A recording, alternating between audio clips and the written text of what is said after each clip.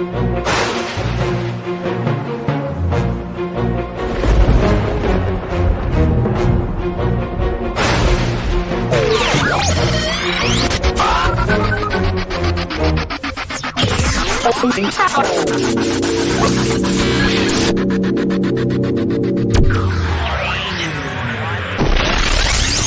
beautiful people, this is Deborah Wilson, also known as Seer Junda from Star Wars Jedi Fallen Order and Star Wars Jedi Survivor, and you are listening to the SSW Network.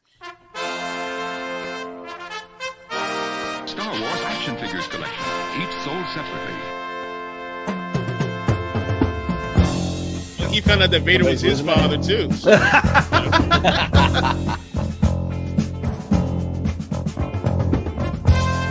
Millennium Falcon that you put together. Batteries not included. We pushed you over the edge, Chris. Come to the dark side. Come to the dark side. We have alcohol. We're in trouble. Let's get out of here. I'm an asshole, just so everybody knows. Wanna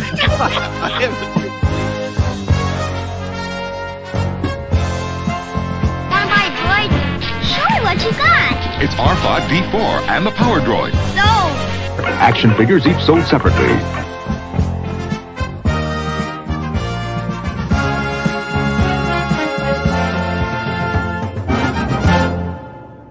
And may the Force be with you always.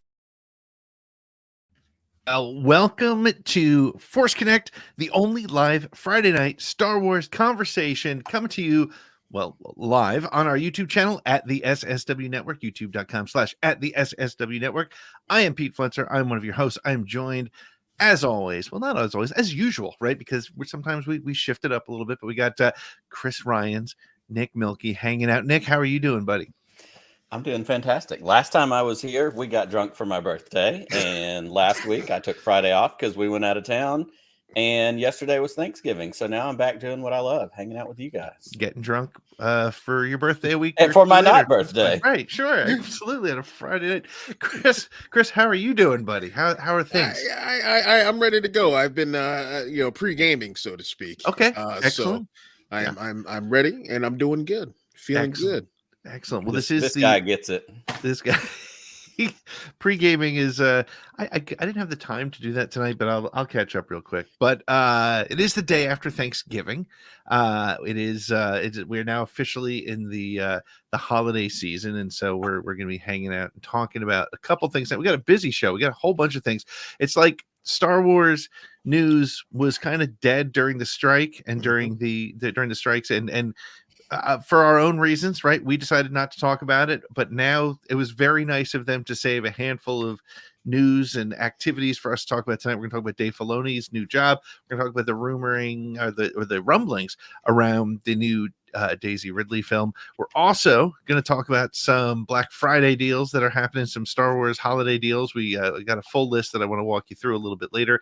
And we also want to talk a little bit about things that we are thankful for here as Star Wars fans as we come through to the end of 2023. We're a month away from ending this year. So, but before we get started, we have to do what we always do, which is a little bit of the housekeeping. So if you're listening to this on the replay, hit fast forward like 30 seconds or so if you want. You don't have to sit through this again. But we can be found at the sswnetwork.com, where you can find this show, find Around the Galaxy, you can find Podcast of the Wills. You can join our Patreon program for as little as $3 a month. You can be part of the live virtual audience when we have conversations for Around the Galaxy and Podcast of the Wills with our celebrity guests. We just had Arda Ocal. That show is sitting in the stream right now. Arda Ocal from ESPN. Just a great time, great conversation.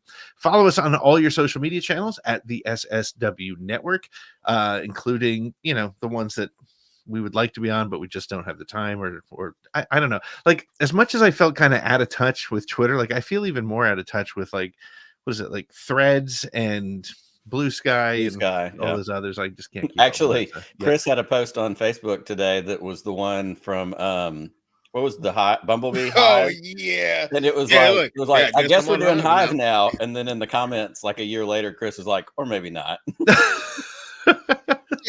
Yep. These things change. Came and went. And as much as we want to hate Twitter, it's not going anywhere. It's where everybody still is. Like I posted on Blue Sky yesterday or the day before for the first time in 6 months. Yeah. And it was just that thing of like, yeah, I should go over there, but like everyone is still on Twitter, so that's where I am. I mean, I want to, and we don't have enough people following us yet on Facebook. So if you're listening to this, check out our Facebook page, share it. Look, we will admit it. We're Gen X, so we're still using Facebook probably more than 100%. than most people. So we're also on Instagram, the SSW Network. We're even on TikTok, which still makes no sense to me. Every now and then I irritate Chris and Nick with some stupid thing I do and send it over to them, and then I'm like floored by the number of thousands of people that watch it for no reason. I don't understand why. But anyway, so we got that going on. So follow us there. Yeah, like I said, tonight we got a whole bunch of different things to hit. And I'd be remiss if I didn't take a minute to welcome our producer friend again. Lloyd, how you doing? I'm good. You're good? Okay, good. Yeah. No food coma for me today. Okay. The tryptophan has worn off. You're ready to rock. All right, we're gonna let you go back to what you were doing. So it's always good to see Lloyd. Angry Tasty Cakes, for those of you who don't know, Angry Tasty Cakes is Lloyd. It's we should have done like a big Kiss Unmasked thing, like just been like, oh my god, who's Lloyd? Where's Angry Tasty Cakes? What has happened here? Another bearded guy. Yeah, we just I took off the sides of my beard this weekend. I decided to shift it up a little bit. You. Yeah, I want to get to hang it anyway. So we got too much to talk about. So I'm going to turn it over to you, Nick, to do our toast as we do every week. Well, I think if you want to bring our producer extraordinaire back in for a minute, I think he's going to join me for our toast tonight. All right, there he is. Yep, and he's muted. He's, yeah. Okay. As we have discussed over the last couple of weeks, it is indeed Snokevember. Past histories, past things aside, it's something we want to have fun with, and we're going to keep having fun with it. So, on our toast tonight, we're going to do another Snokevember. I'm all for that. Lloyd and Nick are, just to be clear. Yes, that's right. Yeah, I invited Lloyd to join me for a Snokevember. Figure is ruined. The Supreme Leader does not want to, sink all the way tonight. So we also, Pete, if we have the video version, not yet. Pause it. There it is. Wind it back. Did you hear that? Did everybody hear that? Yes. Yes. Okay, so we have audio this time. That's a step up for us. Haven't gotten this all the way completely right. So our Snokevember tonight simply goes out to, because we are going to talk about our Star Wars Thanksgiving, some things in Star Wars we're thankful for. It's easy to say the friends we made along the way, the Star Wars friends, the weird space friends, but that's truly my toast. And, I think we would all agree none of us would be here on this screen together if it wasn't for Star Wars, if it wasn't for the podcasting community, the things that we have done and developed over the years. And I texted a whole bunch of people yesterday, friends, podcast people, just, it's the time of being thankful. And so my toast tonight is to all of the weird space friends watching now, listening later, hanging out with us, interacting with us, not always getting the chance to tune into the show. I got a text from a friend earlier this week who's been out of the loop on podcast stuff, but we still keep in touch. And so my toast and my Snokevember tonight goes to all of our weird space friends. So Pete, if you'll hit the button for us, it's time to raise them up. I have been every voice you have ever heard inside your head. Look at that. He did it again. He's undefeated. Lloyd, were you able to get it done? Did you empty the glass? No. We've killed him. Oh no. At least he didn't do it with that dark beer that he was showing off earlier. He'd be dead on the floor. I don't know how you're going to do this. I don't know how you're going to do that. I don't know how you're going to do it. we need to let him get off camera for a minute. We'll let him recover a little bit there too. Before we take our first break, I want to mention something, and we're going to need your help. Those of you that listen and watch on a regular basis. And first of all, thank you to all of you who hang out with us. And that's what I'm thankful for. All of you hang out with us every single week. And those that are new, and those that are coming on board and hanging out with us, we are going to celebrate the 4 weeks of Sithmas starting next Friday night. We're going to be doing a little contest. We're going to be doing some giveaways. We got some fun stuff to give away. What we're going to need from you, though, is we're going to have to ask you to share the show. Tell as many people about the show as you can. Bring as many people in as you can. We want to expand the audience. You know, if you're hanging out with us tonight, you know how much fun we have on Friday nights. You know what we love to do on Friday nights. And now that the strikes are over and there's shows coming, and we'll probably talk a little bit about the story that hit from the Direct saying that there's 5 Star Wars shows hitting next year. I might buy into 4, but 5 is tough, but that's another conversation or a later conversation. Right. But there's a lot to do. Let's hang out together. Let's expand this audience. Let's bring more friends in, and let's have as much fun as we possibly can.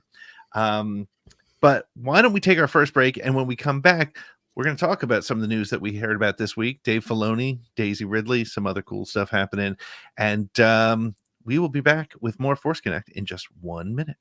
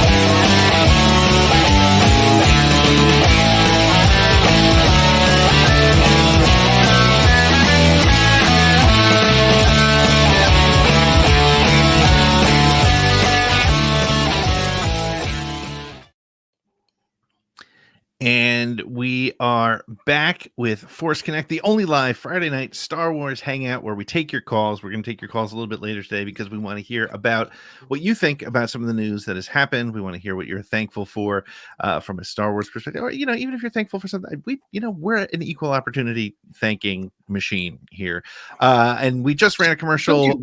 Thankfuls if it's not Star Wars. Yeah, nothing. Okay, yeah, nothing. Yeah, don't bring us down. Don't tell us more than we need to know about you. I'm talking to one person in particular.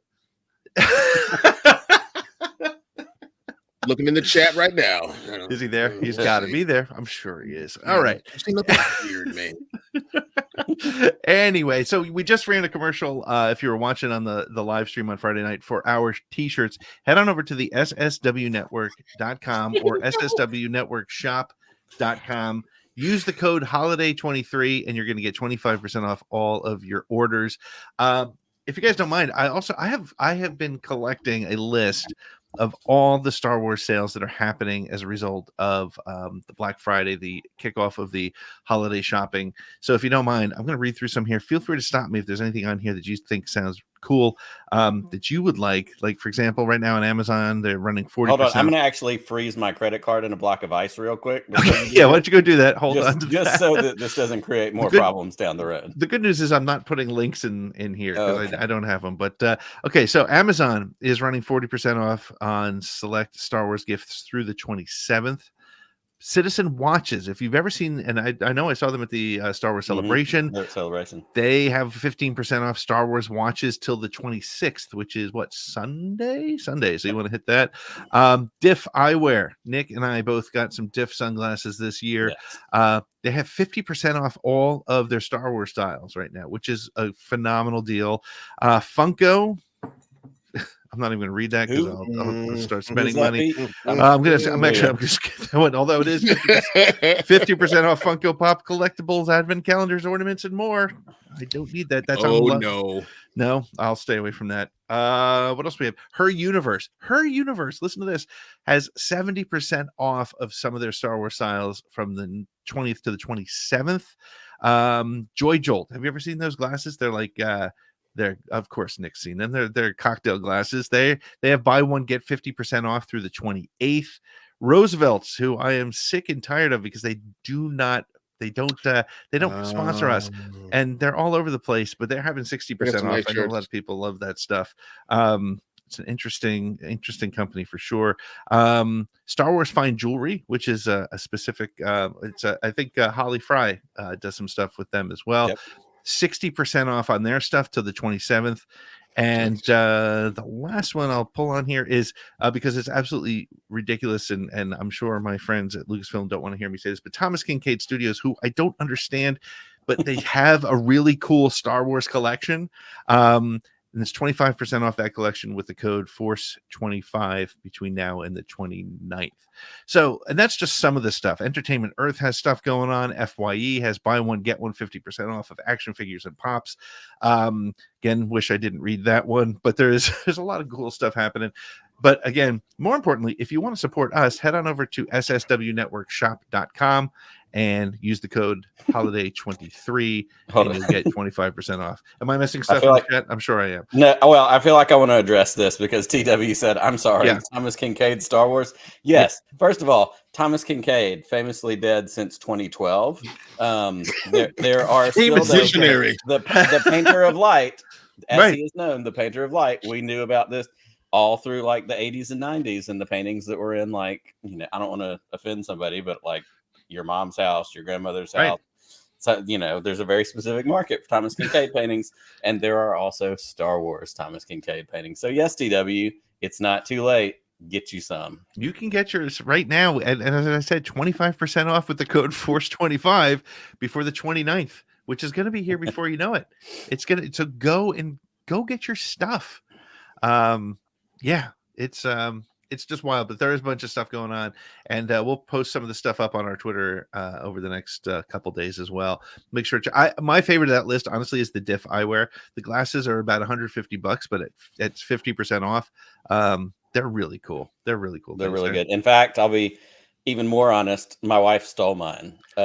See, I wore them a couple of times, and then one day, like, the girls came home from school. They're like, "Dad, Mom's wearing your sunglasses," and we tried to tell her that they're lightsabers on the arms, and she didn't believe us. I was like, "Oh, they're straight up lightsabers." they're Obi-Wan lightsabers, wears them, and really they look great on her. So it's all right. Well, that's good. All right. So with that, I'll let you, Nick. Do you want to run with some of the news that hit? Absolutely. Like, we know, you know, we've been off for so long as far as being able to talk about Star Wars things. Again, a choice we made during the strikes, during the Writers Guild. We're so happy that those are over. We're happy. Most of all, we're happy that they were able to get what they deserved as far as, you know, working and creating these amazing shows and movies that we love so much. But that's okay, because that's over and we can talk about anything we want to now. And one of the things that was exciting was this last week, there was some kind of big breaking Star Wars news stuff that came out. So the first one, if I'm getting the order right, was the Dave Filoni story. Yep. Dave Filoni was announced as, and one of you are going to have to correct me because I'm not going to get the title exactly right. Well, according to Star Wars Theory, it was the CFFO, which I was like, dude, what? He was in such a rush to get his video. Is that some CFF fuck out of here, that kind of thing? But it was it's chief creative officer. Chief creative officer for Lucasfilm, basically putting him up there. I would say almost 1A with 1B with Kathy Kennedy, right? I mean, at this point, I would be careful about that. I would say it's probably Kathy is still responsible for Lucasfilm.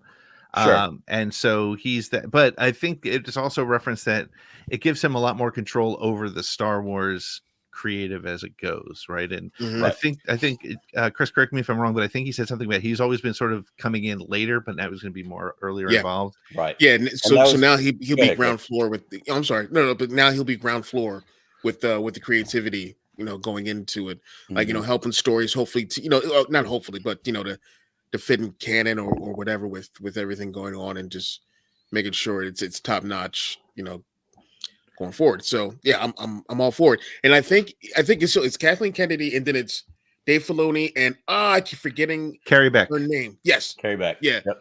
So that's that pyramid right there. Yep. Mm-hmm. Yeah. And, you know, I have to say, and you guys know that I tend to poke the bear on occasion on social media, but it's really interesting to me because for years since Last Jedi, people have been like, get rid of Kathleen Kennedy, put Dave Filoni at the top, make Dave Filoni responsible for this. And as soon as it hit, and this is, again, I don't want to be negative, but as soon as it hit, everybody started, not everybody, but the people who realized it's like I remember back in the day, Rush Limbaugh said the best thing that happened to me was Bill Clinton, because if he wasn't in office, I wouldn't have anything to complain about. The grifters immediately took this and said, Dave Filoni is going to ruin Star Wars. Dave Filoni doesn't know about Star Wars. They said that we're only going to get Ahsoka stories, and it's just so aggravating and stupid. And I have spent the last, I guess the news came out Tuesday, I think it was, or Monday or Tuesday. I've just been blocking and muting and deleting people just because it's such a stupid thing, because it's like the people complaining about a female Silver Surfer. We don't know. That's not even confirmed. Like, stop complaining about things until we see it. And let's face it, if you are truly, and as the grifters love to focus on, it's George Lucas Star Wars. The closest we're going to get to George Lucas, because frankly, even if George Lucas wrote a George Lucas story today, it wouldn't be that great. I hate to say it that way. Oh, they'd shit all over him. They would, absolutely. So the closest you're going to get to the guy who knows Star Wars and understands the lore and brings us phenomenal stories is Dave Filoni. This is the best thing that could happen to Star Wars. Hand in hand with George Lucas. Yes. Like, it doesn't get any more, master and apprentice, learned at the feet of, like, this is the guy. And I love that he's earned this opportunity. He's worked hard. I think in the article that I saw, like you said, he talked about, a lot of times up till now, I'm coming into the story relatively early on, but things are already going on.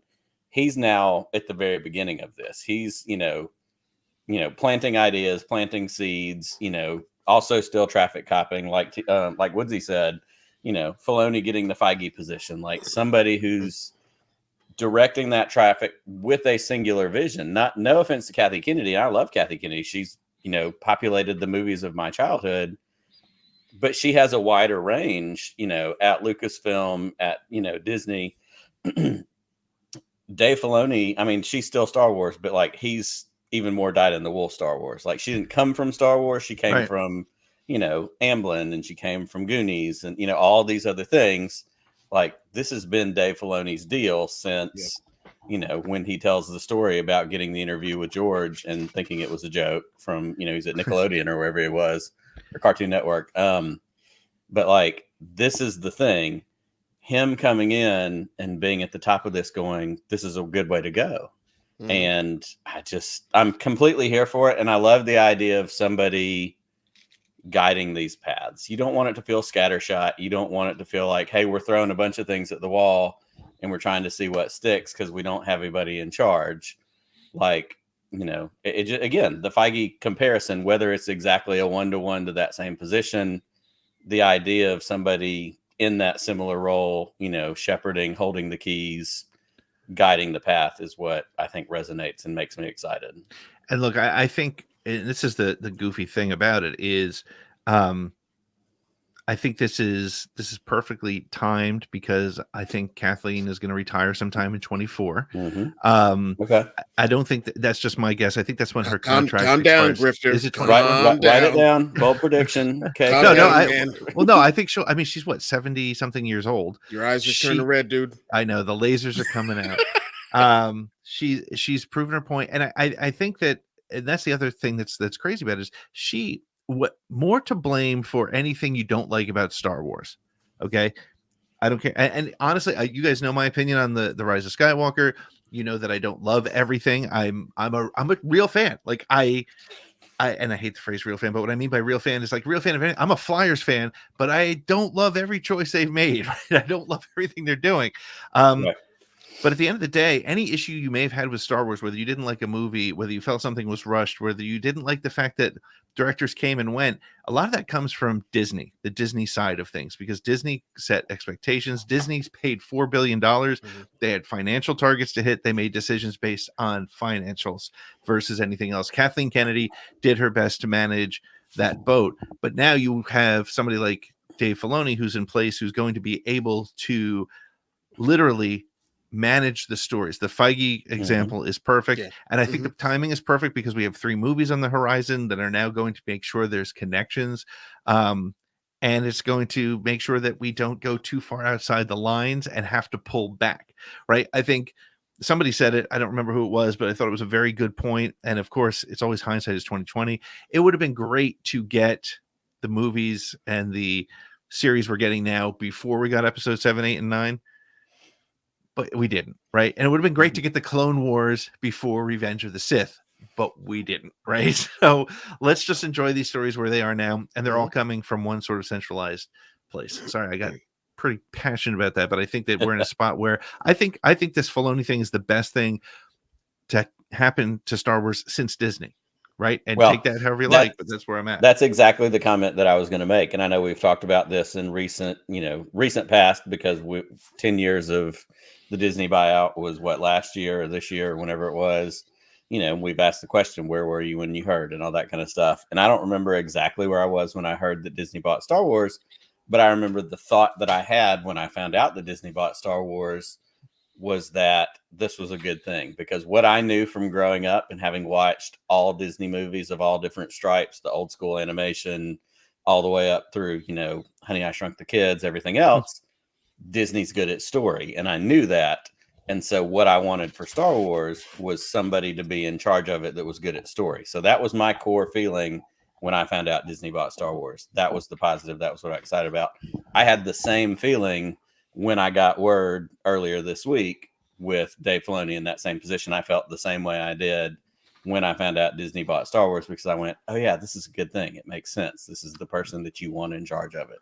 For sure. Chris, what was your thoughts when you saw the Filoni move? And what do you think is going to be, what do you think is going to change? Or what do you think is going to be the best outcome? I don't know that anything's well, going to change. I mean, I got my hopes for it. Like, I don't, I'm not going to profess to know, like, what he's going to do, this, that, and the third. But I first off, I'm very happy that he's got this role.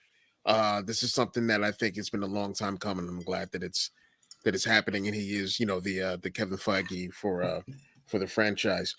One thing that I hope happens, and I know that he's got, and I don't want to say like some kind of a bad track record with this, but I would hope that going forward, to legitimize the other mediums within Star Wars storytelling, rope into live action some instances that happen in the comics. I know I'm a broken record with this. In the comics and in the books, like I would love to hear a High Republic mention somewhere in live action. Mm-hmm. That would be fantastic, and that would put eyes on those books and those comics. I think that'd be great. Considering what's going on right now in the comics with this Dark Droid saga, the fact, and I was thinking about this on my drive home tonight, the fact that nothing was mentioned in that, what everyone considers this terrible episode because Lizzo is in Star Wars. Sorry, we exist. Jack Black took me out of it more than Lizzo did. Just saying. Jack Black. Yeah. that was awesome. Yeah. Yeah. But like, they had a perfect opportunity to make mention of what's happening in the Dark Droid saga that's going on within all the comics right now, with that society that they have on that planet, with all the droids, like the droid bar and the droids going haywire, so hopefully going forward, that will be, some of that stuff will be implemented more to help that medium out. It will be interesting because I as far as we know, Filoni is actively involved in those story conversations. He and I think Pablo will probably. It's so funny. I love reading Pablo's tweets where he says things like, "Apparently, I got fired again," or "Yes, I'm in charge of Lucasfilm," and all this other stuff. So, but it will be. I mean, that relationship is strong and it's good, and I think they're. I think we'll see a little bit more of that. So, I think you're right. I think we will see some of it, but I also think.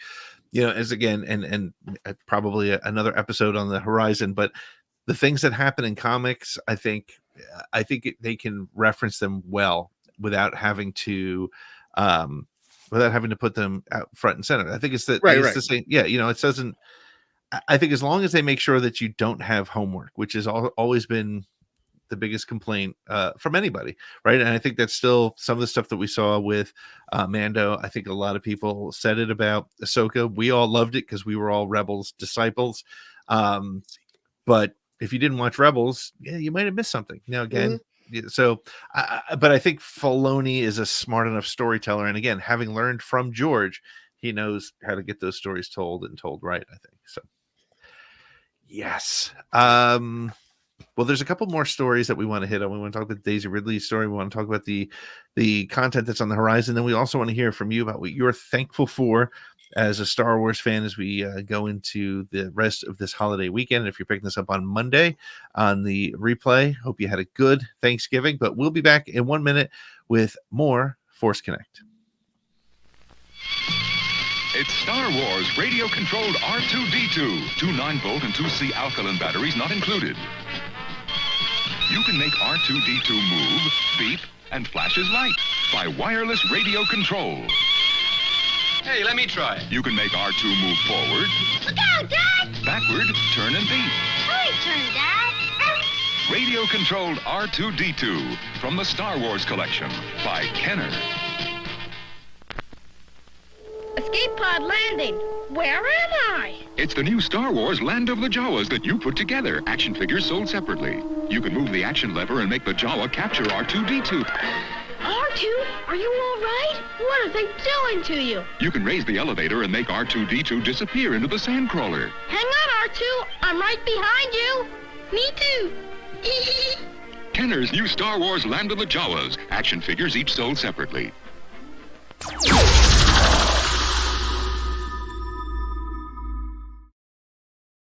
Look, real quick, I don't know about you guys, but I never had the sandcrawler, and I wanted that one. It had an elevator, and that was like the apex of technology back then. Right? It was that little, the possibilities.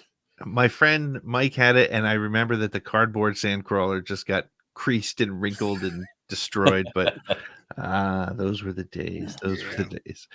Well, welcome back to Force Connect. We are live on a Friday night hanging out with you. If you're listening on the replay, thank you so much for hanging out with us. Listen, if you get a moment while you're watching this, we got a bunch of our friends hanging out with us tonight. Go to social media, share this, get more people here.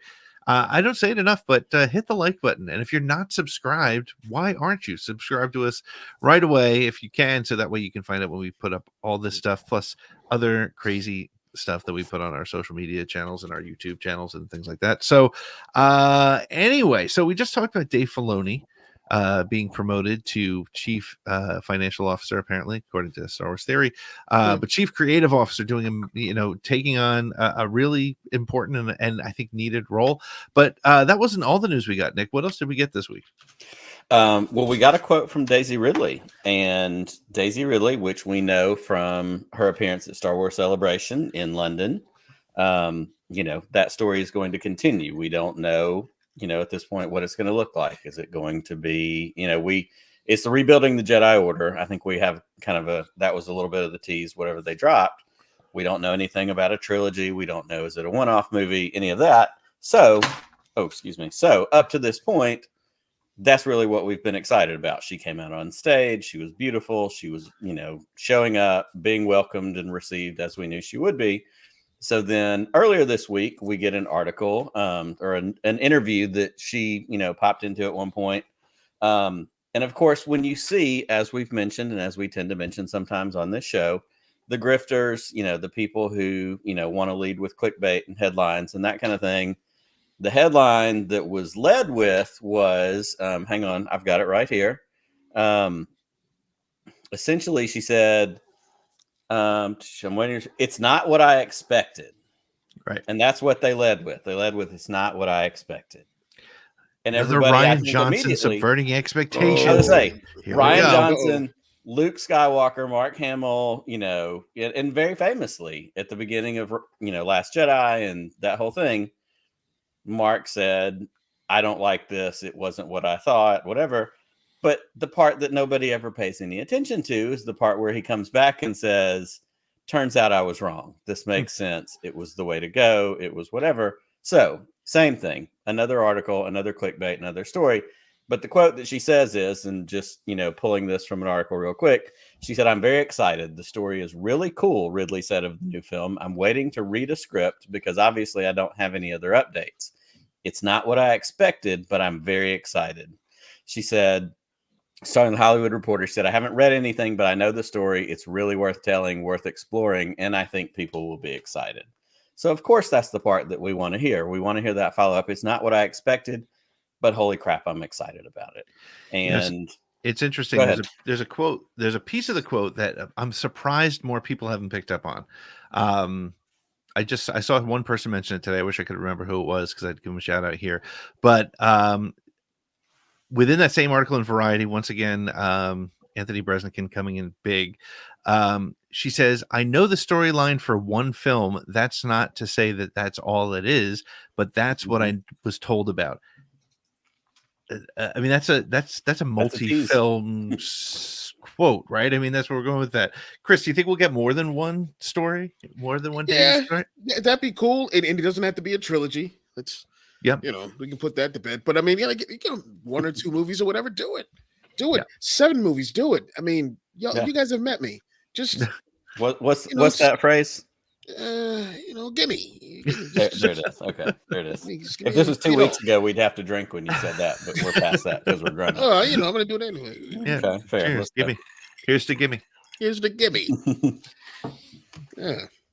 So I like what you said, and Nick, what are your thoughts? Does it have to be episode 10, 11, and 12? Does it need to be a trilogy? Do we need to even know if we're just going to maybe do one movie and let it hang like Star Wars back in '77? What are your thoughts? I'm going to lean on, and of course, this is where I grew up. This is my sweet spot. Let's bring in a little version of the EU. Let's get a new Jedi Order trilogy going on. Let's get something that focuses on her rebuilding. I 100% need and demand, and I don't do that very much for Star Wars, but we need Finn and his Jedi arc as a part of this story. Literally right before we got started tonight, one of my twins, the person of all the kids in my house, the least interested in Star Wars, period. I said, "Hey, let's watch the Lego Star Wars Holiday Special." And she's like, "Oh yeah, I love that one." And we watched the whole thing. So we get Lego Finn, doing his thing, Rey, all of that. But I want the real version of that. I want Jedi Finn working with Rey, training with Rey, maybe teaching with Rey at this point. We don't know what point we're going to enter into this story, but that's absolutely a must. But like, call it a trilogy. It doesn't have to be, what are we at? 10, 11, 12? Mm-hmm. It can be a trilogy of its own, the Jedi Academy trilogy. A Rey Skywalker Jedi Academy trilogy. Yeah. That. Go ahead, Chris. Yeah. Element. Go find a kid in the mine somewhere. Let's train him. Watch him go to the dark side. Watch us bring him back. Watch all the different things. Let's go. Yeah. But it doesn't have to be 10, 11, 12. That's what I'm saying. Yeah, I think my favorite quote, and I think it was I can't remember who it was. It was one of the authors I had on the show at one point, and they said that the biggest challenge that 7, 8, and 9 faced was the fact that they were 7, 8, and 9. There was no way they were going to be able to live up to that. As if they were stories that just continued the Skywalker saga, that would have been fine. I don't think we needed it to be episode 7, 8, and 9 because I feel like Darth Broomboy. There we go.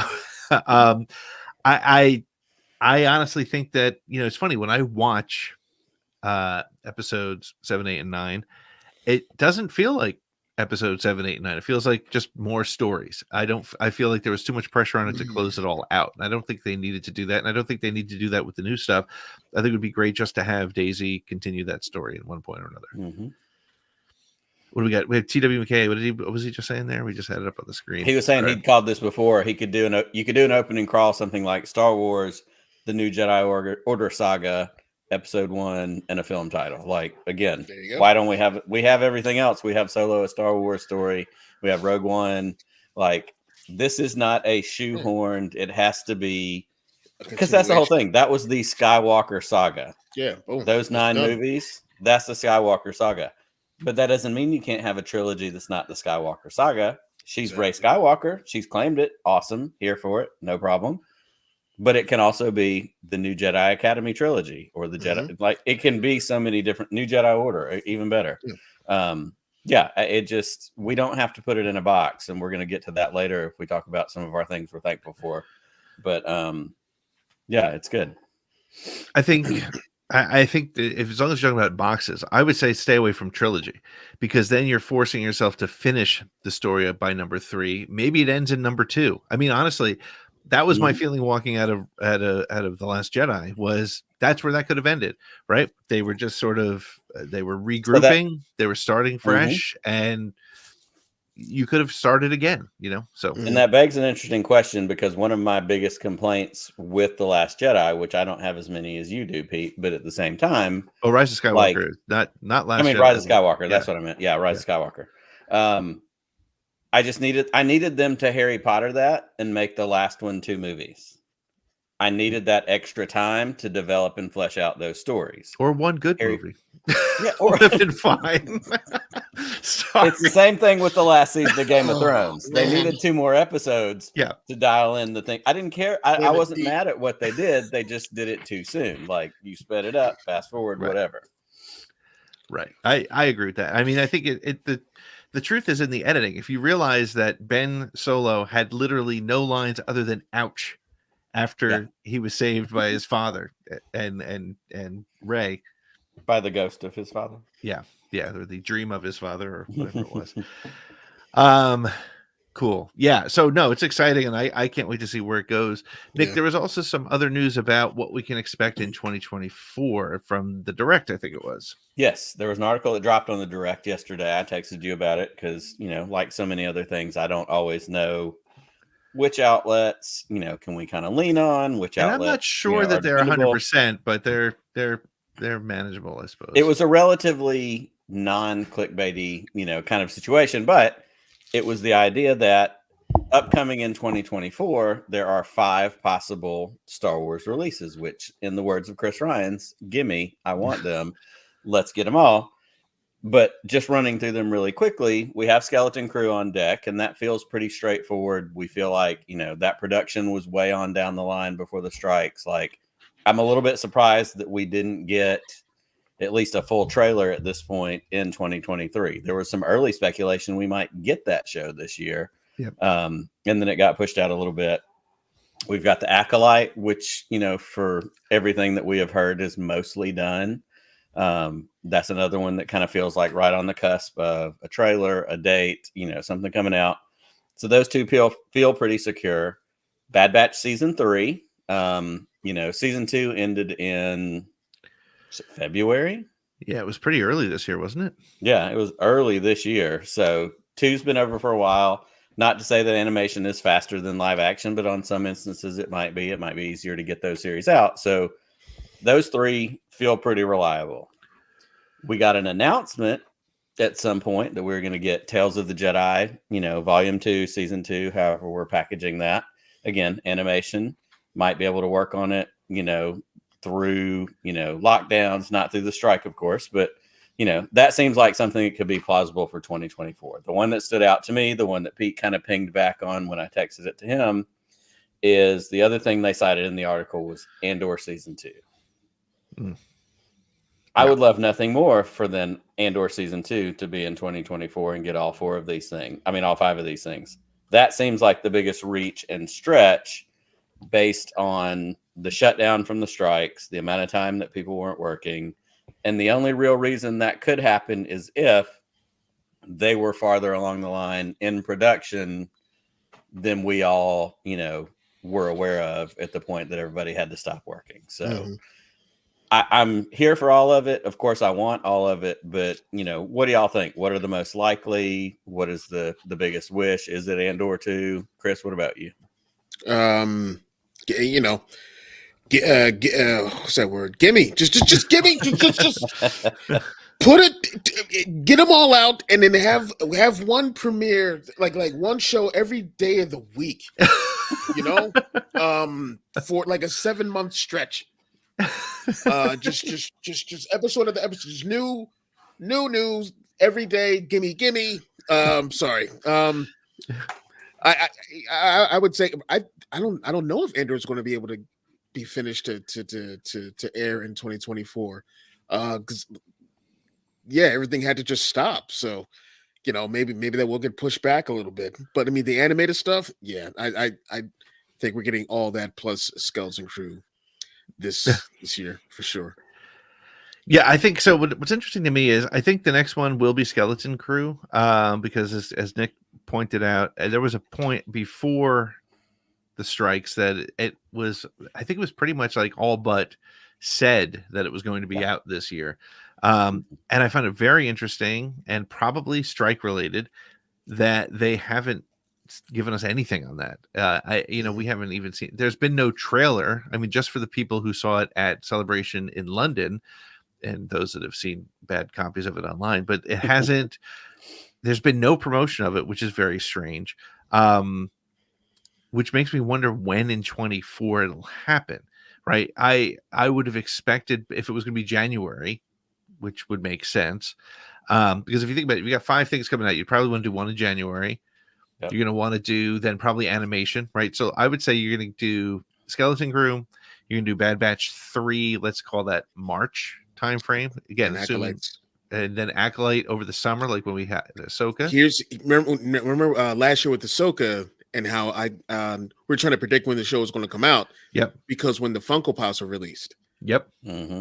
August this year is when the Acolyte Pops start to drop. Okay. Oh, really? Okay. Yeah. So we have the inside scoop that the Acolyte Funko Pops in August. And yes, I have ordered them, of course. Okay. So you're looking at the same time frame. So when was Ahsoka? August 9th or something like that, right? Yeah. Or middle of August, something like that. 17th? No, wait, no, that's yeah, like the 20, what was it, 25th? Yeah, it was sometime, late. So that makes sense. So I could see Skeleton Crew, Bad Batch, Ahsoka, and then season 3 or season 2 of August 22nd. August 22nd. Very good. And then I could see Tales of the Jedi to hold us over, and then maybe Andor early 25. I also just don't feel like there's a lot of room to put Andor in there. Because you have to, I know we all want it right away, but to space it out and to do it right and to leverage it. And again, Andor is a different type of series. So who knows? No, I think we'll get 4 of those 5. I think we'll start off 25 with Andor. We don't even know the timing of when the movies are going to come out at this point though, either. There's been no real, we don't know which of the 3 movies are going to come out. What were the years on those movies? Do you remember? I thought they said 25. 9? I mean, the next celebration is 25, right? Yeah. Right. So it would make sense to me that we would get the trailer in spring of 25 in Japan. Mm-hmm. For a winter, December release. Yeah, whatever that movie is going to be. Because there's nothing else even in the works, right? So we don't even know. Well, Ahsoka season 2, Dave said something about he's got an outline, but he's not committed to it at this point. Well, and wasn't there a story, and maybe this is something that I dreamed and wished for in my imagination, but wasn't there something right before the writer's strike or at the very beginning of the writer's strike that essentially there was an article that Filoni had, Filoni had written Mando season 4. And Favreau was, in case everything was going to get shut down, like it was pretty much written. Yeah. I don't know if I imagined that or not, but of course it ended in a way that like if they wanted to be done, they could. But I think we all feel like there's some connection, especially with the Mandoverse movie, being in the pipeline down the line. I think Mando 4 is still on the horizon, so that's certainly not anytime soon. There's not production. We would have heard about that, but that is something still in the relative next 2, 3, 4, pipeline. So with all this sort of, I'll throw this question to the two of you guys. With all this sort of, I don't say delay, but sort of taking their time with Mando 4 and season 2 of Ahsoka, do you think maybe, especially with Dave's new role, do you think perhaps they're just like, screw it, we'll just wait. We'll run out Skeleton Crew. We'll put that out there, make whatever connection that might have to the Mandoverse, and then bring out our Mandoverse movie? Or how far off is the Filoni Mandoverse movie? And is it far enough out that you need an Ahsoka to a Mando 4, maybe even a Book of Boba Fett too? I guess it all depends on, what kind of story they have for it. Do they need to continue this Ahsoka, this particular Ahsoka story right now to contribute to whatever the this Mandoverse movie is? Yeah. The Thrawn Thanos culmination. Yeah. Chronos. Yeah. Chronos, that's right. All right, Pete, there's a t-shirt. Thrawn wearing the Infinity Gauntlet. Okay, Chronos. I'm on it. 25% off at our t-shirt shop. So, well, and it does bring an interesting question because the three movies that we heard, announced and talked about in London were the Rey movie, the Mandoverse movie, and the one that dials it all the way back to the origins of the Force, the Ben-Hur, the Ten Commandments, let's take it all the way back. Here for all of them. But it's interesting when you look at the Daisy announcement, or not announcement, the article, the interview this week, where she said, I haven't seen a script, but she did say, I've read the story. Right. That tells me it might be farther along in production, especially like you said, Chris, if there's an Ahsoka 2 that needs to fill in some gaps for a movie, if Mando 4 has some pieces, like this is an interconnected universe at this point with TV shows and movies in particular. I wonder if, and this is if we're just playing the wild speculation game, I'm going to go Daisy movie, Filoni movie, dial it back to the beginnings of the Force as the third one.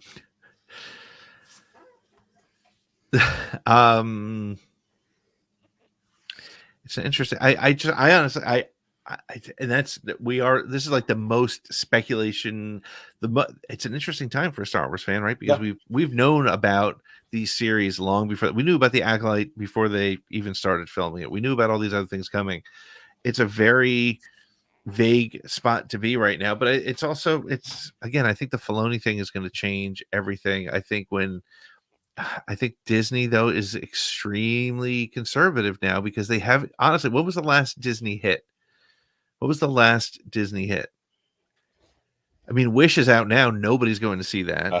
I have not seen super great things about that. Nobody's gone to see. I hate to say it. The Encanto? Marvels flop. Encanto. Okay, yeah. So when was that? That was 2 years ago. 3, if not 4 years. I don't know. Hold on. Yeah, let's look at it. But Disney needs a hit. They haven't had one, but now so they're probably extremely Avatar 2. Okay, that's fair. Yep, that's right. But I don't even so that's probably the closest to Star Wars in that it's a sub piece of Disney, right? Much like Cameron's Avatar 2 and 3 eventually. Encanto was 21, by the way. 2020, so 2 years ago. Yeah. Okay. You were right. But yeah, they need that hit. So it'll be interesting. And they got to be careful. They can't rush them out. They got to be, and that's the good news about Skeleton Crew being essentially in the can and Acolyte essentially in the can. And we know that Andor was in production when Gilroy said we're not going to cross strike lines. So hopefully we're in a decent spot. So all right, well, we're going to take a real quick break, and then when we come back, we're going to talk about what we're thankful for as Star Wars fans as we come to the end of the year. We're going to want to take your calls on a couple of those things as well. So we'll open up the lines, have our little 2-minute counter going, but we're going to take a real quick break, and when we come back, we're going to talk more Star Wars after these messages.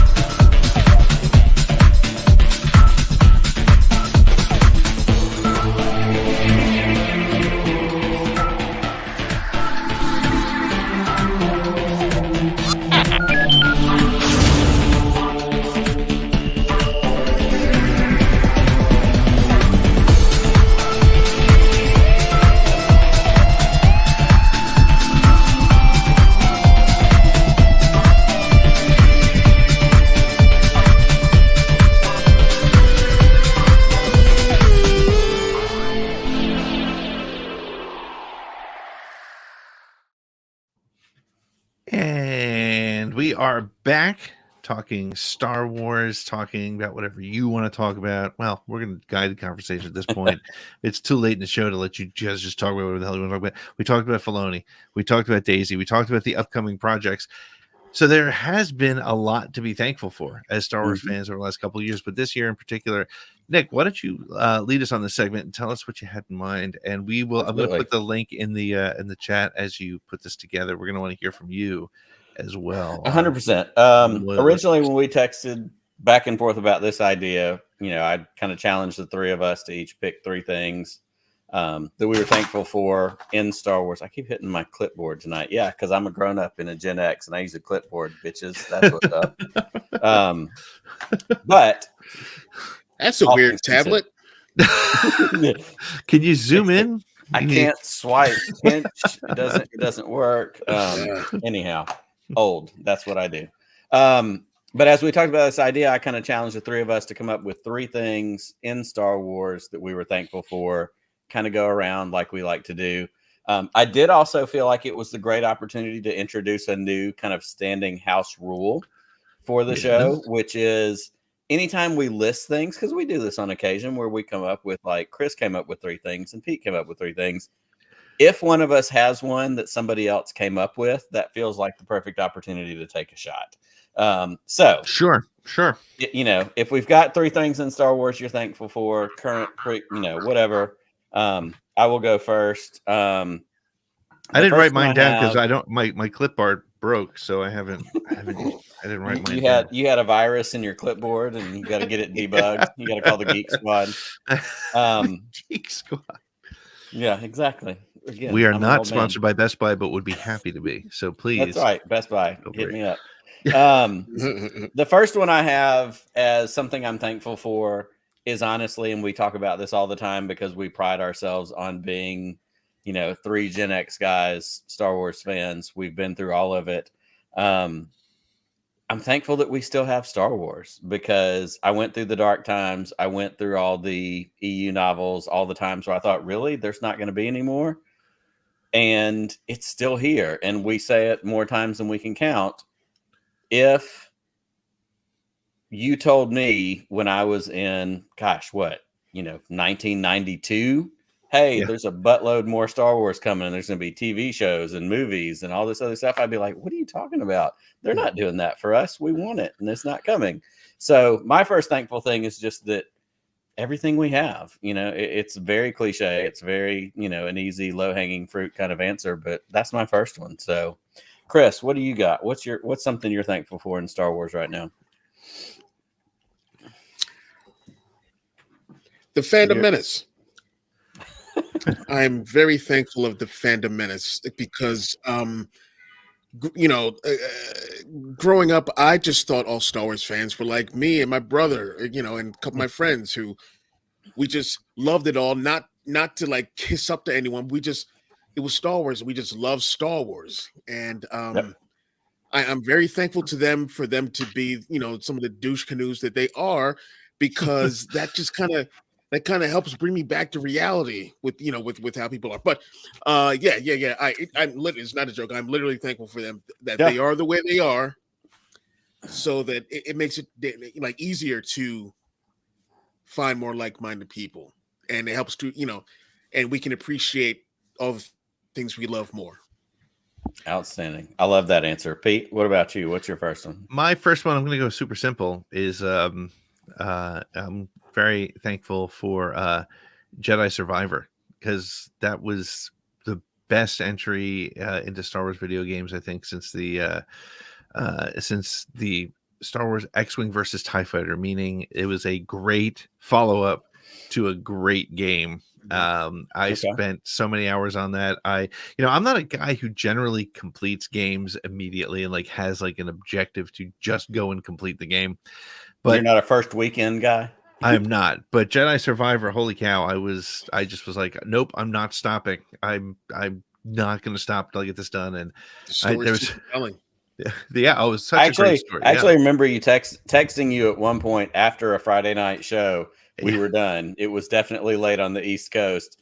And I said something about, sorry, I know it's late. You're probably trying to go to bed. And you're like, no, I'm going to play more Survivor. Play more Survivor. Don't worry about it. I remember there was one point, for those of you that played the, at one point, you got to like, when you're, after you've, no spoilers, but after you've taken care of one of the major bad guys and you got to like jump through a bunch of rings and up and down the side walls.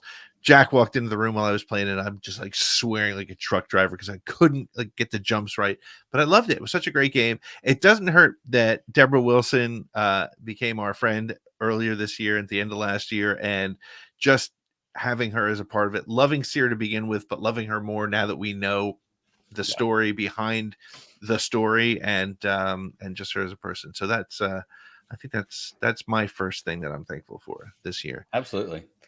Well, we have, and we're going to do calls when we get to y'all in just a few minutes. But we have our dedicated, producer hanging out in the wings. We're going to bring Lloyd in. We're going to find out what's something in the Star Wars universe that you're thankful for this year, my friend. How easy StreamYard really is to use. No, so listen, we're not sponsored by StreamYard either, but we would be more than happy to take a hashtag sponsor. No, I think there's a lot, and I can't really nail it down, but I will say that I think I'm gonna go second on that. Jedi Survivor, I think was. And I'm going to disagree with you on the best entry to Star Wars, but since as I meant as a follow up. But again, okay, I get what you're saying. Again, there's also the night or the was it the Old Republic stuff too, which is so sorry. Yeah, I mean, it's great. I love it. I agree with you on that. I think it was the best thing to come out of like the digital entertainment side of Star Wars so far this year. Yep. We agree. Cool. I'm with you on that. Absolutely. Good stuff. Get back in your cave. We'll get back in your cave. We'll get back to you shortly. Hey, should we bring in one of our callers and run the clock here? Let's pull this one. Oh, thank the Force! Come here, you little womp rat!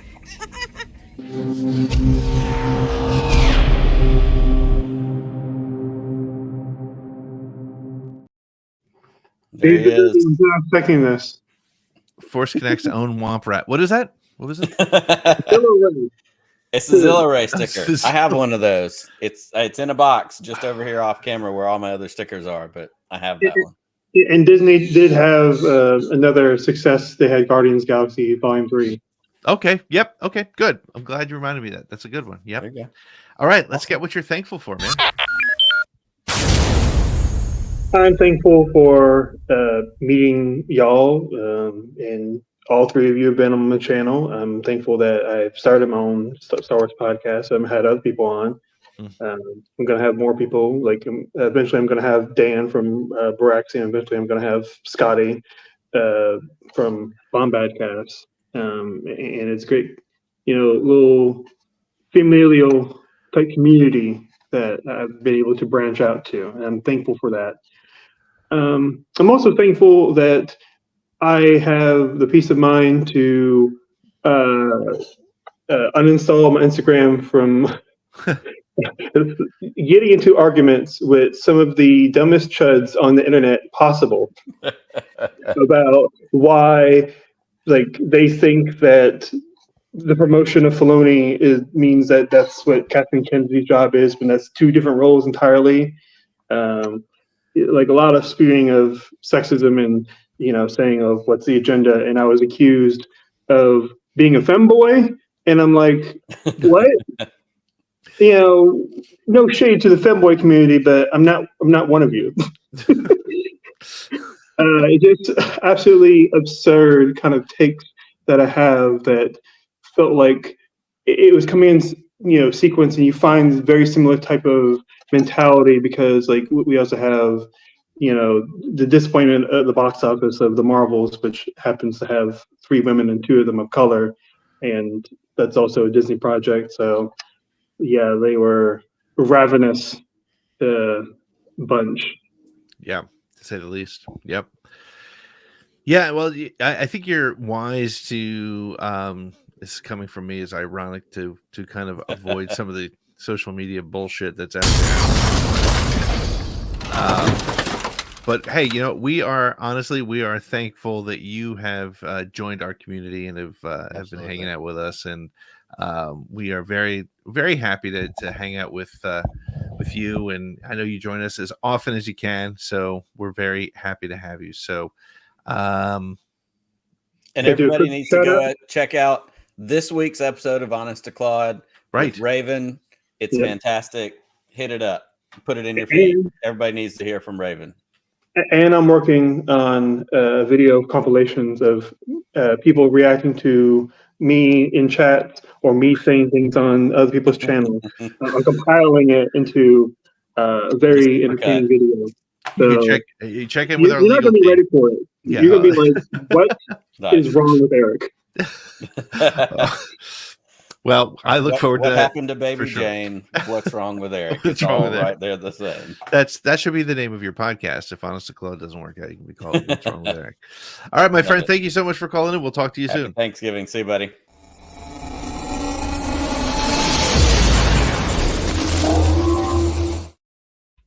Yeah, we have to make sure our legal team is watching out for that video. Make sure. I'm kidding. I honestly, he's definitely one of those people that we didn't know before this year, and it's just really cool to have. Honestly, anybody who watches and hangs out with us on a regular basis is that for sure. So, Nick, what was second on your list? Second on my list, I actually have. I'm thankful that Star Wars isn't the same as it was in 1977. I am thankful that Star Wars, certainly in a modern era, is willing to take risks. And there are some things that I feel like are risks. Book of Boba Fett, a little bit of a risk. It didn't completely land for me. It's good. It's better on, second views. But I'm glad that Star Wars isn't, hey, let's do the same thing and rinse and repeat. Right. Star Wars is branching out. Star Wars is getting an Andor, which for me is essentially the equivalent of like an Aaron Sorkin West Wing Star Wars, which is what I've always wanted. It's deep, it's political, it's thriller, it's adult, it's grown up.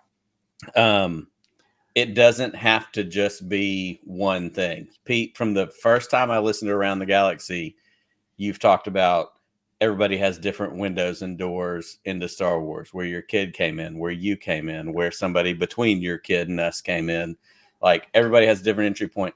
I'm very thankful that Star Wars continues to be willing to say, let's make women a lead of a show or a movie. Let's make a person of color a lead, or, a woman and a person of color a lead in a show. Like, I'm so thankful that Star Wars is not comfortable just sitting back and rinsing and repeating. It's willing to branch out and say, let's try some things. It may not all land, but there's somebody out there that's going to love it. And if I don't love it, Chris might. And if Chris doesn't love it, Pete might. Like, Star Wars is willing to continue to reach out, branch out, and that makes me very happy.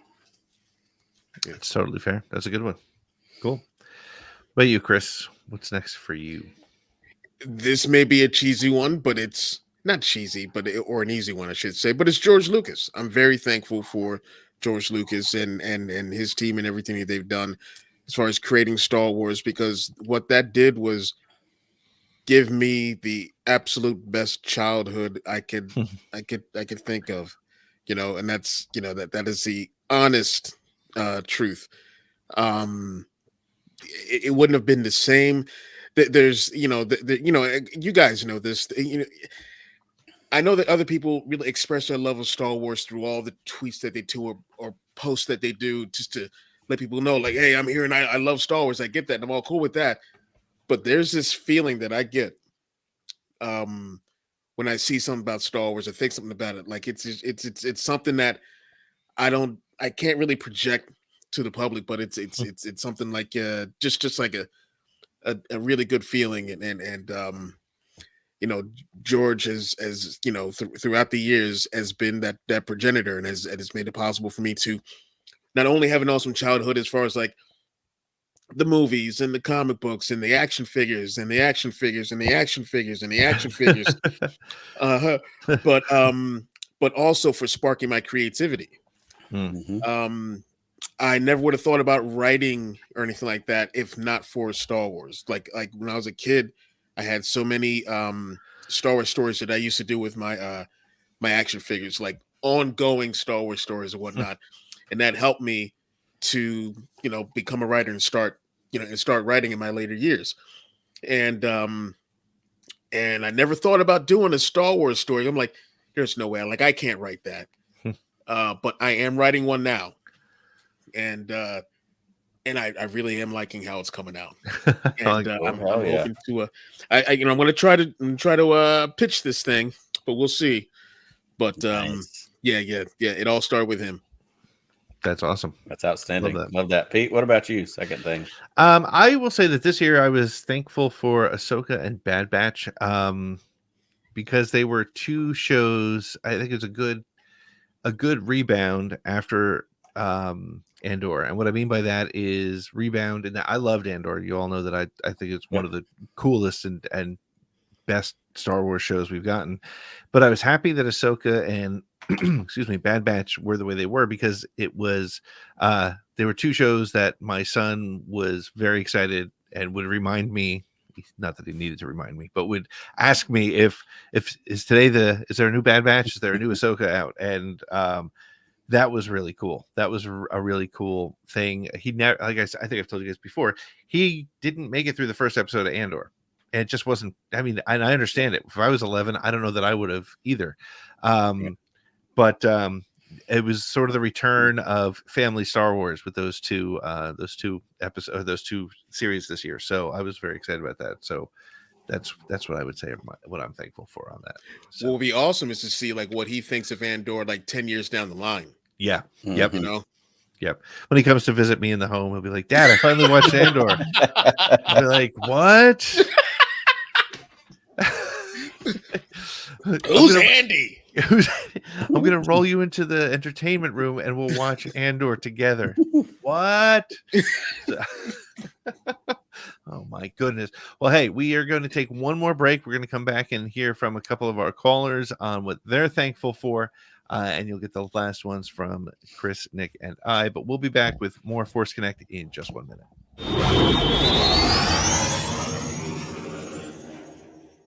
Little known lore that came out around, I would say, 1985 about this poet droid who wrote this poem about the plight of droids in a galaxy full of organics.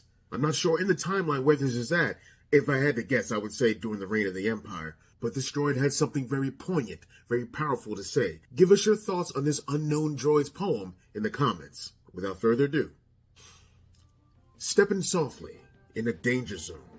No weapon in my hand. It's just this brain designed by man, and it's got me in trouble again. In trouble again.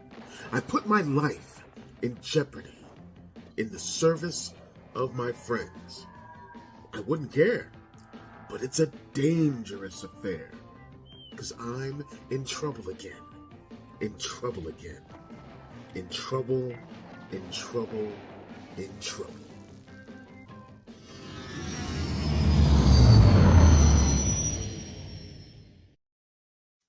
Such a heartfelt story. It tugs at the heartstrings for sure, without it.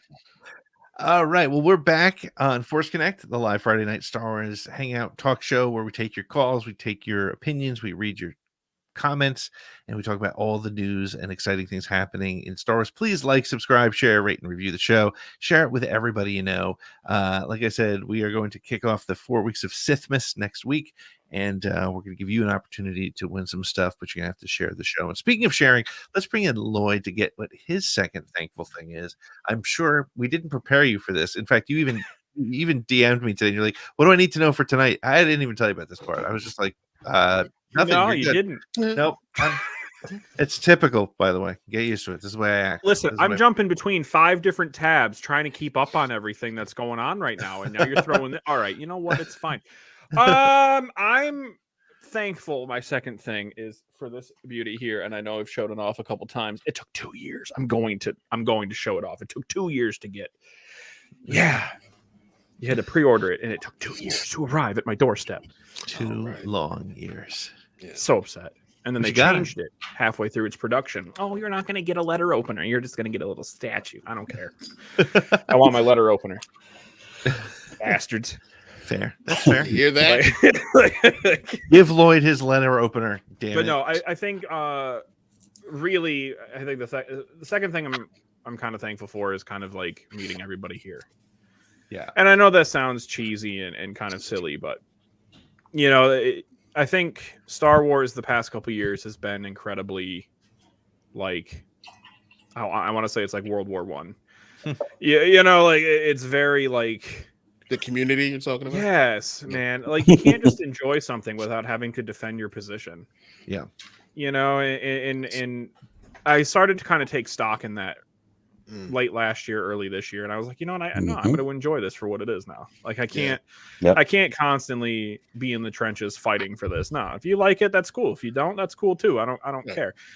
And then like, you know, I met you guys, and now here we are, 8 months later.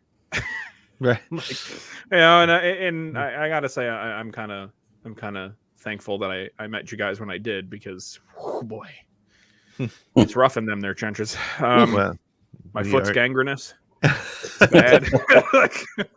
The winter is long and cold. All you need is a dry pair of socks. Everything will be fine. I'll dry the wet ones around my neck if I have to. I don't care, but like, it's bad.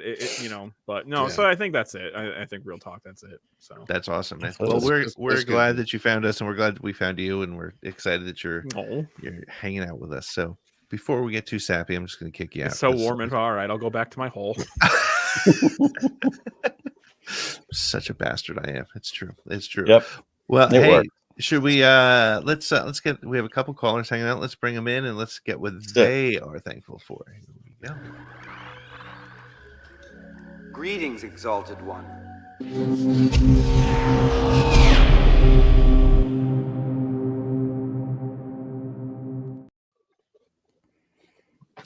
Hi-yo. There he is. Sir Eric is with us. Eric, how you doing, bud? Doing well. How are you?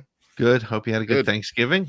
Yeah, it was pretty good. How about the three of you guys? I think we all did all right.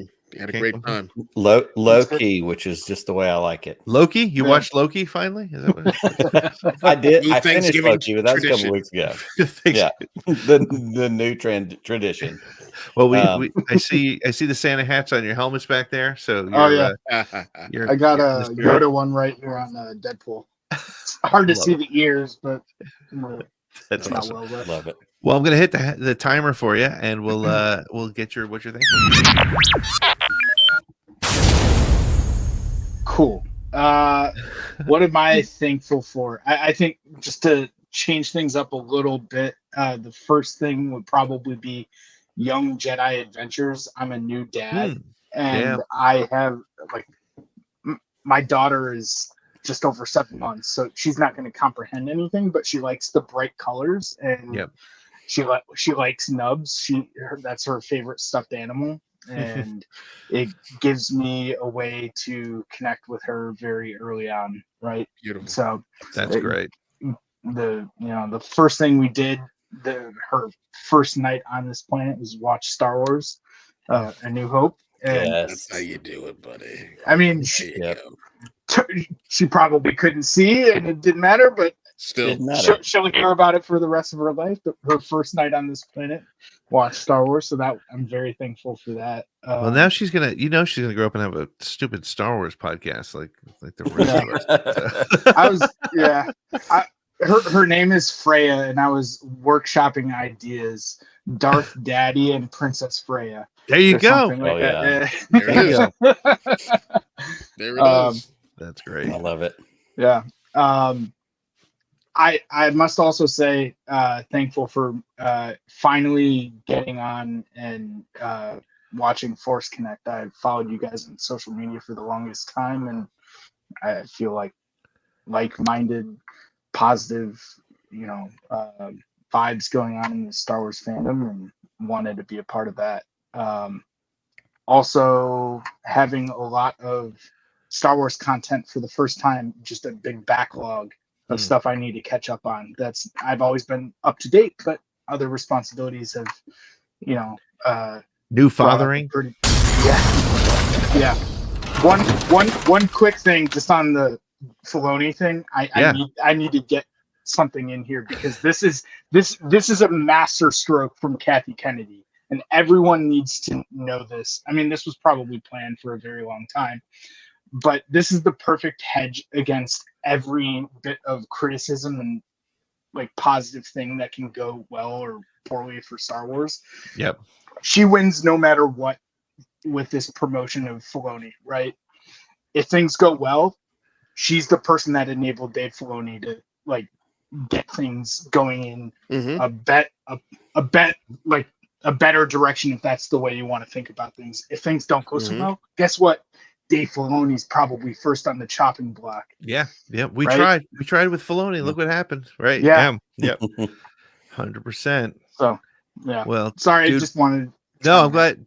Good to hear it. And I'm really, I can't put into words how much it means to hear you say something like, you're glad you found us, because that's why we're here. That's what we're trying to do. We're trying to keep those conversations going in the right direction. And again, and we're thankful for you. Yeah. And we want to keep it real in that, like, we don't have to love everything. We can have opinions on it, and that's important. That's right. So, no, but you're not fandom medicine. There's so much negativity out there. It's biggest thing. You can have an opinion, but you don't have to be an asshole. Yeah. Exactly. Well, dude, thank you so much for calling in. I hope you had a great Thanksgiving and enjoy your first Christmas with your baby, man. That's amazing. So, enjoy it, dude. We'll talk to you soon. All right, bye.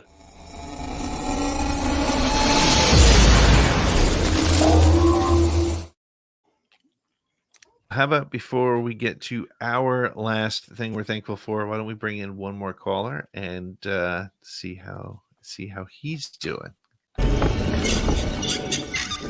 Hello.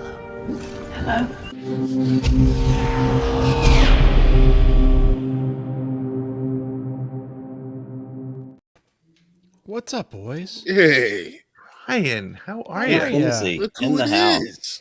It's been a while. Yeah. It has been. How you been? Yeah. I've been fantastic. I hope you all had a great Thanksgiving. And Absolutely. Here we are. It's another Friday night. Hanging out, drinking, and that's talking it. More importantly, it's a Friday night when you're able to be present. Because that's right. You've a situation where you've been unavailable. You talked about being excited for January and being able to get back into a place where you can hang out more. We're excited for that too. But this is just a bonus to get to see you right now. Also, I'm trying really hard not to make eye contact because that coin that I picked up for you at Dragon Con has been sitting in my car for like a month now since it came from my sister's house in Memphis where it fell out of a suitcase. It's been a whole journey. So Brian and I have a whole other thing going on. It really is an Indiana Jones-esque journey going on. Sounds a little bit like the watch in Pulp Fiction to me. There you go. All right. We're going to start the clock on you, Brian. Nowhere near as sensitive as places, though. Oh, you hope.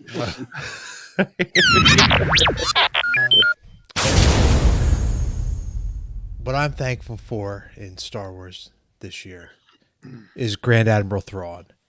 Because, that blue bastard's been a part of my life for like 20 years. Yeah. And now he's, he was in Rebels animated and now he's back.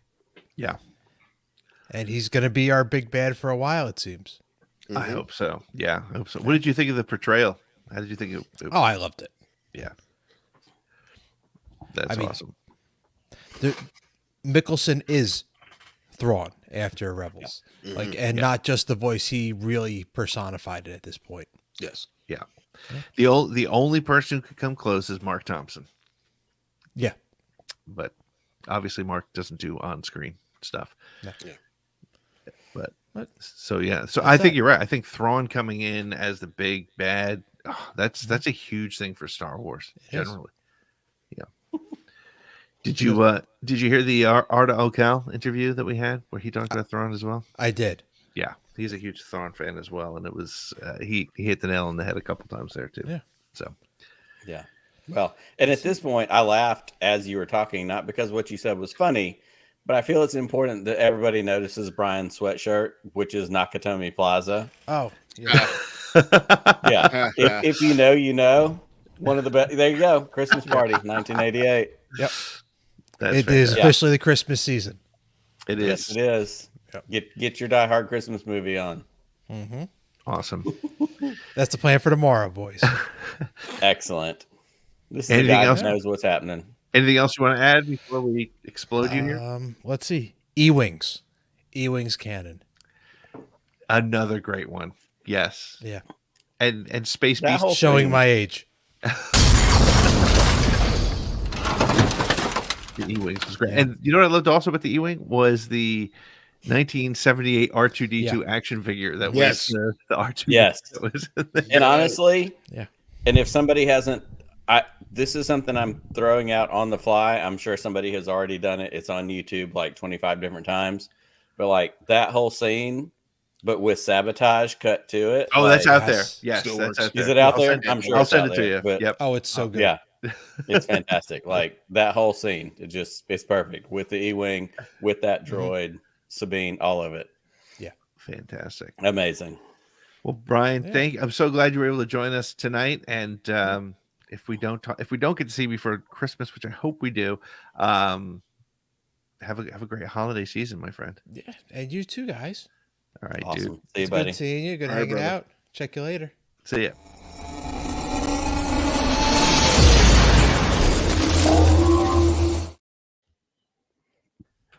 He's right. The E-Wing. In fact, that's every time I see that Lego, I think I should get it. But I also have like 3 other Legos that I haven't built yet. Tommy's with us. Hey, Tommy, what's up, dude? What's up, Tommy? Speaking of Legos, Pete, do you have the UCS Luke Landspeeder? I do. And it's built. Okay, because it was on crazy sale on Amazon today. Like, oh, was it? Yeah, one of the Black Friday things, and I almost sent it to you, but I thought I think he already has it. Yeah, the next one I want to get is the UCS X-wing. Although I keep reading about how the wings are a little floppy, so whatever. Like the biggest problem, like I showed my wife the 4-foot first mistake. I showed my wife, stop the sentence there. It's not going to end well. It's not going to end the way you think. The Clone Wars era destroyer. And she was like, where are you going to put that? I'm like, I don't care. I just want it. Yeah, the Venator. There it is. Yep. Brian's right. All right, Nick. We are coming toward the end of the evening. What is your number 3 you're thankful for? Yes, my number 3 thing I'm thankful for this year in Star Wars is, and this is a little bit off track, but not really, so bear with me. The strikes, WGA, SAG-AFTRA. First and foremost, I'm most thankful that the people who create these stories, who work on these things, who put their career, their life, their everything into doing this, I'm thankful that they were able to get, a new contract, something they feel like they deserve, something that recognizes the work they put in, the talent they have, all that kind of stuff. But the second part of it, and what I'm really thankful for as far as Star Wars goes, is it forced me, as we've talked about, the 3 of us have gone back and forth a bunch of times. It forced me to kind of refocus and reframe how I consume Star Wars. Looking at Ahsoka, looking at these shows that came out, like, I'm really excited. Like, there's 12,000 Star Wars podcasts. We know it. There's reaction shows. We're still going to do shows. We're still going to talk about when Skeleton Crew comes out. We're still going to talk about when Acolyte comes out. I'm excited for that. Yep. But it really did kind of show me, I just need to watch it because I love Star Wars. Yep. Star Wars doesn't have to be what I want it to be. Star Wars just needs to be what it is. And if it's not for me, cool, I'll move on. If it is for me, I'm going to suck it up. I'm going to talk about it till you're tired of me. But the strikes kind of gave me that opportunity. And you and I have texted about this a bunch, Pete. The 3 of us have texted about this at different points. Like, it really did give me the chance to kind of reframe how I love Star Wars in a way that isn't strictly, ooh, I'm talking about it on a podcast. Ooh, I'm trying to figure out how do I plug this into the thing. So I'm thankful for the strikes. Again, first and foremost, for the folks that got, something closer to what they deserve. Probably not all the way there, but enough that they're willing to go, hey, let's keep working. And then for me, just reconnecting with, let my first watch be because I like Star Wars. Let my second watch be looking for Easter eggs, looking for commentary, looking for things I want to talk about the next time we're together. Yep. I'll piggyback on that and add, it actually allowed me to become, I referenced it before. I was just on Thanksgiving. I was on our friends, the Rebel Scum podcast, the guys out of Canada, and we were talking about live action Star Wars. And I found myself taking a very different position. I was brutally honest. Like I was honest about what I like. And I think it's directly related to what you're saying there is I didn't feel like I needed to get on social media and immediately defend what happened on Ahsoka last night. It was, I watched the show and it was like, oh, okay, there's an asshole opinion. Oh, and there's a good opinion and there's a real opinion. And I didn't have to get, let me put it this way. I made the decision, we all made the decision not to get involved in those conversations in support of our friends, but it did make it easier to be like, God, I really want to tell that person why they're wrong, or I really want to agree with that position. But it just forced me to be like, but do I like, I find with the fandom and the stuff that you referenced, Chris, I find there are times where you end up being sort of forced into a corner to defend something, right? And I know that's a horrible way to put it, but you like I find so the realism when I was on Rebel Scum was like I came to realize that as much as I liked Kenobi, I didn't love it, and it felt good to not have to go in there and defend it, and it felt good to not have to go in and the problem is it was being attacked for the wrong reasons. The reality is there were holes in the show and there were issues with it. But the reality is every Star Wars has that. You can't, if you go into Star Wars looking for, you're going to find a problem. Nothing's perfect. Every single episode. Yep. Right. Every book, every comic, and most movies, right? Well, maybe not the comics. I know they're perfect. but it was, it's when you stop and you're like, yeah, you know what? Kenobi wasn't everything I wanted it to be, versus having to go in and be like, I got to defend this because the worst part of the fandom is attacking it, right? Mm-hmm. You're in there and you're getting involved in conversations and discussions and arguments because you need to defend your family, not the particular argument, right? And right. That was the great thing about Ahsoka, because I think actually honestly 90% of Ahsoka I loved. I was very disappointed in that it ended with too many questions left. I mean, really disappointed. Like I wanted a series that could have ended, but you know what? It's all right. I didn't feel like I needed to get in there and have the fight with anybody about why I did or didn't like it. So, that was great. But so I guess I'll use that as my third as well, and then I'll have to do a shot because we agreed. So that's right. There we go. Let me ask you this as far as the defending Obi-Wan and all that stuff goes, because I'm having the same. I've been having the same problem with The Last Jedi. I love this film. I think it's one of the best Star Wars movies ever. I can't watch it anymore. Yeah. Because it just takes me back to that. Like for a couple of reasons, it takes me back to that time period. Like I found out my dad had cancer around the same time that the movie was coming out. Right. But the aftermath of that and the hatred and everything else, and the fighting back and forth, and people on the positive side just putting out for no apparent reason, I love The Last Jedi, and blah, blah, and they're looking for fights. Yeah. And the same thing with the people who just berated, they're looking for fights as well. Hearing people with like the things that they didn't understand or they just thought were useless or whatnot. And I'm like, no, that makes perfect sense. And then I have to question myself, like, wait, am I the idiot?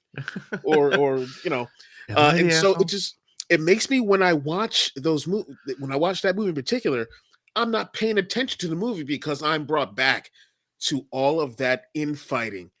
And it kept me from remotely enjoying Last Jedi. So, so was it like that for you? Is it like that for you with like Obi-Wan or anything other? It's just, I don't think I go quite that far. Well, I mean, like, I have to, every time I see Reva on screen, I'm like, she's a great actress. And then I go into the defense mode because there were so many people that liked her or disliked her for all the wrong reasons. And it was obvious and disgusting and it was horrible. But then you get into this spot where you're like, okay, but they could have done more with the character. So the character I have an issue with, not the actress at all, not the color of her skin, not any of that stuff. But because of the world that we live in, like, I feel like if I was to go out and say the character of Reva was fraught with issues, holy shit, like now am I going to be seen as somebody who supports the people who don't like her for the wrong reasons? Am I going to have to defend why I didn't love her now, again, I loved her as a character. Again, this is one of the problems with that particular show, and we could probably do a whole episode on Kenobi, and maybe we should, but the issue is not with her. I think she was a fantastic actress. She's an award-winning actress. She's classically trained. The character, it was it was more a Deborah Chow issue, I think, than her problem. So more people look to hate things, the more I look for reasons to like or love it. Tommy, 100%. But see, I'm no, right there with you, man. That's the problem, though. Honestly, that is the big problem, because that's where you get into. That's the problem with Star Wars social media right now. And I love Tommy, and I love everything he has to say, but I think that's the problem. Is then you end up you're watching something and you're defending it before you've had a chance to be honest with yourself about it. And I think that was the great thing about the strikes and Ahsoka for me, was I didn't have to go and be like, wait a minute, a lot of people didn't like the way young Ahsoka looked, or a lot of people didn't like this, or people love this, and I think that, I mean, it's the same thing with politics, same thing with everything. It's like you end up digging in for the wrong reasons. And I think if you go in as a Star Wars fan, and we can have that conversation about Ahsoka and be like, this worked really well, this did not work well. Like, to me, I love the Clone Wars flashbacks were some of the most amazing things in the world to me. It was so cool to see those things come to life, to see Hayden Christensen with a good director, no offense, George, but a director who could pull a performance from him. He was animated Anakin. It worked. It was so good. But I didn't want to have to go in and defend it, because there were a lot of people who had issue with it. There were a lot of people there were people complaining that the bicep piece of armor on Rex was upside down or something. And I was like, I don't want to I'm so glad. Have a goddamn seat. Right. I'm so glad I didn't want to have that conversation. Sit your ass down. For real. So, but yeah, I hear what Tommy's saying, but it's what causes us to be in that defensive mode when you're watching Star Wars, and that's or anything that you like. Yeah. And in fact, I'm going to be, I'll be honest, when I watch Rebel Moon next month, I'm going to be starting. That one is ruined me as well, because all I'm thinking about is a dude saying F Star Wars, and I'm like, fuck that show. Yeah. And then yeah. But I bet you it's really good. It but I'm might looking be for all this. Right. You're going to go in with like here we go. A bias. Yep. Right. And then how the fandom medicine, all them jackholes are going to pit, just like Tommy and I talked about this, how people when the acquisition happened and the news, all the new stuff started coming out for Disney Star Wars, and people weaponized legends against the new canon, and like it's going to be that all over again. So I'm trying to just flush that out of my mind before I watch Rebel Moon, because I do want to enjoy it.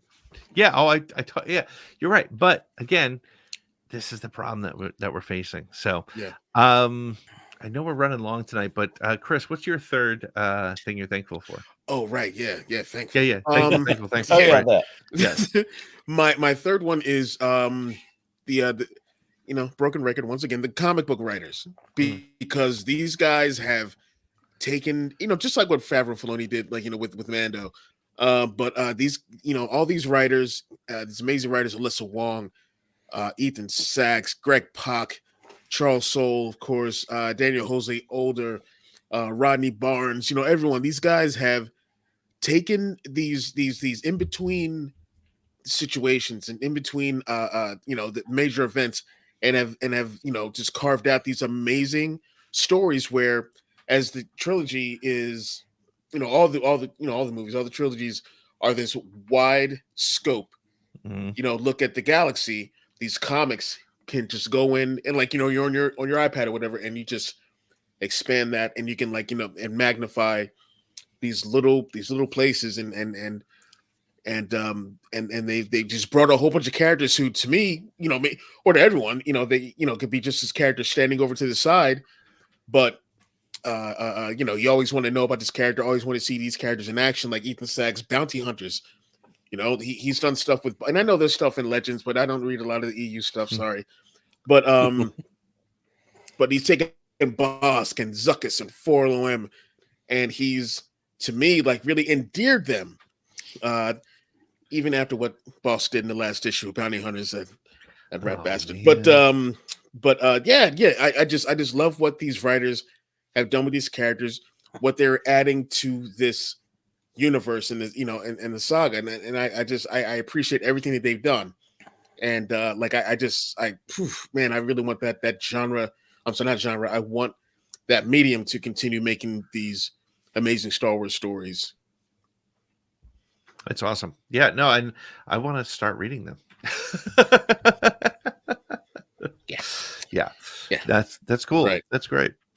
And you're right. And I think I do hope that, because there's enough of it now that I want, like, there's pieces that I know that I really want to get to, and I'm hoping that Filoni in his new role put some connections there, make some outreach into at least even just a subtle reference, like you said, to like even like Vader Down and stuff like that. So that would be cool. Yeah. I was just going to say, just like when we were talking about, like in a giving a nod to the comics, and like, with Dave Filoni, hopefully giving a nod to the comics and live action stuff, like what he did for, in Ahsoka. I know a lot of people, they were lost and they didn't know what to do because they didn't watch the animated series of Rebels or Clone Wars before, even though you could watch that and just, sure, but what that did, as far as not legitimizing, but it made the Clone Wars animated series and Rebels more tangible. Yeah, If that makes sense. Yep. I want that for the comics and the novels and everything. I want those stories to not just be like on their own island. I want them to be like, just certain things to be just mentioned in live action, because between the books and the comics, things are mentioned as far as like events that happen between those two. Right. They reference the movies. Now they should reference back. They reference the movies. They reference each other's like books and all that kind of stuff as well. Like events that happen. I want that so badly for live action and animation. Yep, that's awesome. Cool, man. Well, we'd be remiss if we didn't get Lloyd's final thoughts on what he's thankful for. If you man. On the spot. It's listen, I love Star Wars, okay? But I equate it to the whole thing earlier of you saying like, hey, the armor piece was upside down. Yeah. Okay. Homie, I love anime, but I'm not on my driveway trying to become a Gundam. Chill out. All right. So like that's just how it is. No, I'm thankful that we kind of exist when Star Wars does. Yeah. Like we're too old for the Renaissance and too young for space travel. What do we got? It's terrible. So I'm kind of just happy that we just exist when Star Wars does. Mm-hmm. And I think that just kind of encapsulates everything that we're saying, right? Like you don't have to love all of it, but Star Wars is Star Wars, and you love Star Wars, right? And I'm just kind of happy to be here. I'm like the golden retriever fan. I'm just here for a good time. I don't I'm good with it. I don't have an issue. I mean, I do have some issues, sure, but I'm not going to disparage a group of people if they like it and I don't. Like, that's just not cool. That's the key. Yep. That's the key. Absolutely. That's just cool. But 100%. And the smoking a cigarette on the land speeder. You can't go wrong with Kinda that. cool. That was very cool. That was James Deanish. I'm just happy that we're here. Yep. That's awesome. That's a great way to look at it for sure. So, well, thank you, Lloyd, for hanging out with us tonight. Things are great down here in Middle Earth. Let me tell you, it's great. Okay. It's awesome. Right there, Gimli. All right, we'll be. we're gonna. Yep. He took himself out. I don't know what happened. Oh. There's Gimli. Yes, there we go. He's sinking down. Hey, Chris, what's going on Bro Axiom this week? All right, well, let's see. Star Bros have a new episode out talking about what they're thankful for in Star Wars. And out right now, you can check it out on our YouTube channel. You can listen to it on Spotify, Apple Podcasts, all that stuff. This Sunday, there's a new live Shooting the Poodle. There's only one comic that's out. And it's an adaptation for the Obi-Wan show. So like my preview of that is always like, if you watch the episode, you've read the comic, so get it? I mean, get it because the artwork seems like screenshots, but it's Sal LaRocca, and it almost seems like screenshots, and you just put a little filter over it. But I mean, it's good. It's good. Definitely check it out. Let's see. Axiom BX Gaming is going on Wednesday, and I think they're playing The Last of Us still. Roke and Dan. I just wish I would finish that up already. Seriously, I feel like they've been playing that for 2 years now. Dan's busy. You know, they'll get to it. Listen, Dan's got a kid. I have 4. I don't want to hear about busy. Yeah, I guess. Yeah. Well, he's new. He's new. Yeah, he's new. Fair. He's new. Okay. Let's make 3 to my 4. Just a little look into the future because we're working on this right now. There's a Star Wars lore show that's going to be coming to Bro Axiom, and right now the working title is Brolacron. Nice. For it, and as myself, as Tommy Puig, and then like the rest of our hosts are like, man, all stars. Darth Chaco, K. Stancy, Rick Villanueva, Element 7. Dude, it's gonna be awesome. It's gonna be awesome. We had our meeting. We had our first meeting the other day, just talking about what we want the show to be, and then we just talked about Star Wars. And I might even put that out because I recorded that whole conversation.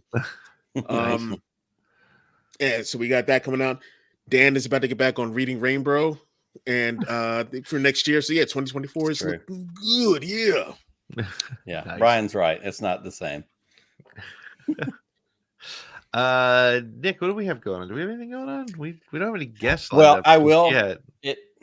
We have some stuff in the works. I have a couple of things I want to shout out, and this week on Tuesday, actually, kind of getting the jump on Thanksgiving, Pete dropped in the Around the Galaxy podcast feed our interview with Arda Ocal. Arda is a Sports Center host. He's a NHL hockey. He works for ESPN, the mothership, as we call it. But he's also one of us, like straight up 100%. Like he's into Thrawn. He's like one of the most fun interviews we've done in a good little while. So that interview is in the ATG feed. We definitely want you to check that out.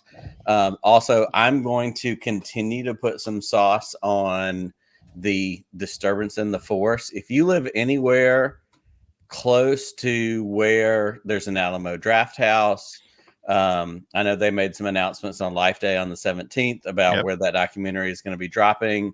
But last week, while I was out of town for work, Pete interviewed Adam F. Goldberg, Kyle Newman, and Jeremy Kuhn, 3 of the producers, directors of that documentary. I can't tell you enough. I've watched that documentary 3 times, and I'm probably going to watch it a 4th time this weekend. Like, it's so freaking good. If you have any connection at all to the Star Wars Holiday Special, to get a look, an inside peek at who made it, the celebrity people that comment on it. Like, again, I've said it's like my murderer's row of like who else I want on the podcast. Paul Scheer, Kevin Smith, Taron Killam. Like, there's so many people that are talking about this documentary that has lived in all of our Star Wars lore. It aired 1 time. And George Lucas himself was like, maybe we can get the copies of it and burn it and not let everybody know. Like the ET, Atari game. Like, let's bury it in the desert. Like, that's the thing. The documentary is that good. So you can check out the interview, the podcast of that. You can check out Arda. But also, like, if you get a chance to go somewhere and watch the documentary, you can pre-order the DVD and Blu-rays. They're on Amazon. It's called A Disturbance in the Force. It's so worth it. And I'm so excited. And honestly, we're honored to get the chance to kind of be a part of some of their PR, their press, as that's coming out. It's a lot of fun. Very good. Cool. Well, thank you everybody for hanging out with us tonight. We, like I said, go to the SSW Network shop. It's SSW Network shop or the SSWnetwork.com. Click on some merch. You've been thinking about getting the shirts. I know you've been thinking about them. You wanted to get that woke Star Wars shirt. You want to go get that one. 25% off. Use the code holiday23. You can get a discount on your merch. Share the show wherever you see it, wherever you get the chance. Next week, we are going to kick off the 4 weeks of Sithmas. We're going to give away some stuff starting next week. It's going to be really easy to do, but we're going to need your help. Spread the word about the show. Make sure you're hanging out with us. But hey, we are done for tonight. Thank you, everybody, for hanging out. Nick, may the Force be with you. Always. Just one more round, friend, then homeward bound, friend. Don't forget me in your dreams. Just one more song, friend, and then so long, friend. The nights get shorter, it seems. Just one more rhyme, friend. Yes, it's a crime, friend. But you know time, friend. Time can fly. So it's good night, friend. Good night, but not goodbye.